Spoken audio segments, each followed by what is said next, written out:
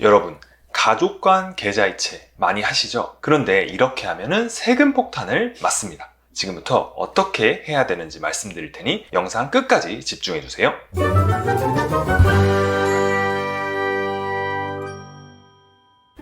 우선 이 증여를 할 때는 세금이 붙어요. 가족 간에도 증여를 하게 되면 세금이 붙는데요. 1억 원 이하는 10%, 1억에서 5억 원은 20%, 5억에서 10억은 30%, 10억에서 30억은 40%, 30억 초과는 50%의 세금이 붙습니다. 굉장히 세금이 많죠. 그런데 여기 누진 공제라는 개념이 들어갑니다. 예를 들어서 A와 B가 아무 관계가 아니에요. 그런데 A가 B에게 3억 원을 증여했어요. 3억 원은 1억에서 5억 사이니까 3억 곱하기 20% 그러면 6천만 원. 그런데 누진 공제가 있으니까 여기서 1천만 원을 제외하면은 총 5천만 원의 세금을 내게 됩니다. 그런데 가족 간에 증여를 할 때는 증여 공제액이 있습니다. 배우자는 6억 원, 직계 존속, 성년은 5천만 원, 미성년은 2천만 원, 직계 비속도 5천만 원, 기타 친족 1천만 원, 이렇게 증여 공제 개념이 붙는데요. 쉽게 설명을 위해서 제가 사례를 들어볼게요. 예를 들어서 아빠가 성년 아들에게 1억 원을 증여한다고 해볼게요. 그러면 1억 원에서 5천만 원이 증여 공제가 들어가죠. 그러면 5천만 원에 대한 세금은 없고 1억 원 이하니까 5천만 원의 10%인 500만 원이 증여 세금이 됩니다. 그러면 아빠가 성년 아들한테 3억 원을 증여할 때는 어떻게 될까요? 3억 원에서 5천만 원 증여 공제를 하겠죠. 그럼 나머지 2억 5천만 원이 있는데 여기서 20%니까 5천만 원이 세금이라고 생각할 수 있습니다. 그런데 누진공제가 들어가죠. 그래서 누진공제 1천만 원을 빼면은 총 4천만 원이 증여세가 됩니다. 그래서 증여를 할 때는 증여공제액과 누진공제를 잘 활용을 해야 되는데요. 만약에 부모가 자식한테 생활비를 줬어요. 뭐 자녀 대학교 학비를 줄 수도 있고 컴퓨터 구매비를 줄 수도 있고 그리고 차량 구매비를 줄 수도 있겠죠. 그런데 여기서 문제가 뭐냐면은 국세청은 이렇게 가족 간 계좌이체를 하면은 일단 증여로 추정한다는 겁니다. 그래서 이 증여가 아니라는 게 납세자가 입증을 해야 되는 거예요. 그러니까 이 사례에서는 이 자식이 증여가 아니라고 입증을 해야 되는 의무가 있는 거죠. 나중에 증여세 폭탄의 가능성이 있습니다. 그래서 이 부분을 굉장히 조심해야 되는데요. 부모 자식 간에는 이런데 배우자 간 계좌이체를 한다면 어떻게 될까요? 왜냐하면 보통 한 명이 돈을 벌고 한 명은 집안일을 하잖아요.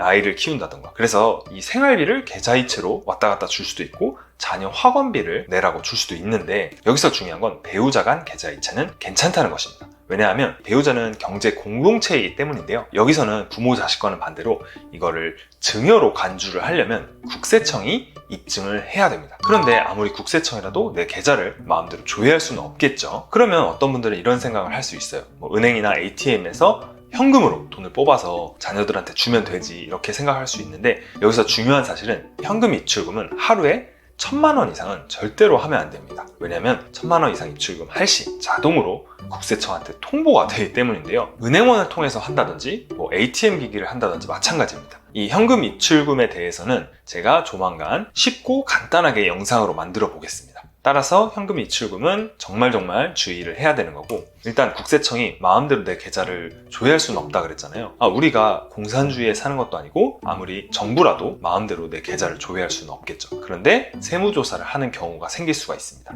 부동산 주식 취득 시 또는 사업장 세무조사 시 또는 상속세 세무조사 시 그렇게 조회를 할 수가 있는데요. 우리는 여기서 가장 흔한 케이스인 부동산을 취득을 해서 자금 조달 계획서를 쓸 때 이 세무조사에 걸릴 위험이 있습니다. 그래서 세무조사를 하게 되면 약 3년간의 계좌이체 내역을 다 조사를 해요. 그렇기 때문에 특히 계좌이체를 할 때 더욱 조심해야 되는 이유입니다. 무상으로 이전받는 재산 또는 이익은 모두 증여세의 부과 대상인데요. 그런데 상속세 및 증여세법 46조와 35조에 보면은 사회 통념상 인정되는 이재 구호금품, 치료비, 피부양자의 생활비, 교육비 등은 비과세 한다라고 나와 있습니다. 마찬가지로 기념품, 축하금, 부의금 같은 것들은 괜찮다고 법에서 말을 하고 있는데요. 따라서 가족 간 계좌이체를 할 때도 앞서 말씀드렸던 것처럼 주의해서 하는 것이 좋습니다. 그러면 내가 어떻게 계좌이체를 해야 되는지가 가장 중요하잖아요. 그럼 그 방법을 말씀드릴게요. 일단 이 계좌이체를 하면은 통장에 내역이 남잖아요. 그래서 이 이체 내역을 꼭 표기하는 것이 좋습니다. 예를 들어서 100만 원을 아들한테 준다, 생활비로. 그러면 아들 생활비라고 표기를 해놓고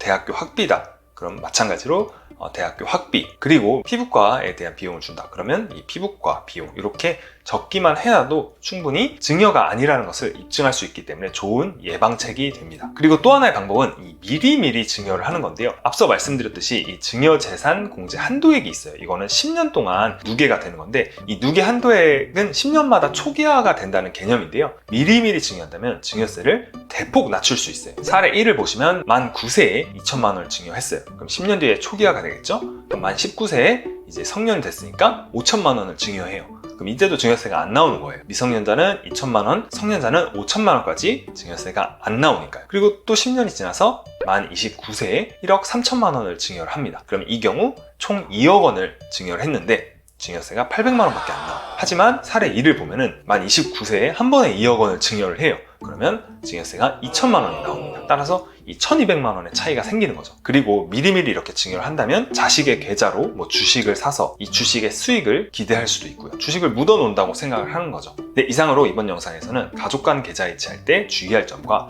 어떻게 해야 증여세 세금 폭탄을 예방할 수 있는지를 간략하게 알아보았습니다. 이번 영상이 도움이 되셨다면 구독과 좋아요, 알림 설정까지 꼭 부탁드립니다. 다음에도 더욱 유익한 영상으로 찾아뵐게요. 감사합니다.